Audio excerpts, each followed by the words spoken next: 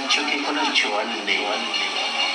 একের পর এক ঘটে যাওয়া ঘটনায় আছে পাথর।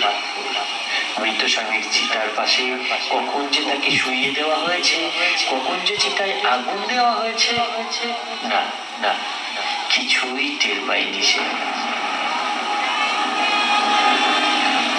হঠাৎ সংজ্ঞা ফেরে বিমলা।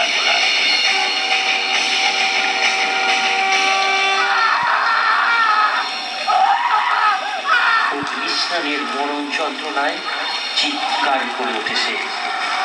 নিষ্পাপ বিমলার আর্তনাদে কেঁপে ওঠে যেন প্রকৃতি, প্রকাশ করে তার রণচণ্ডী রূপ।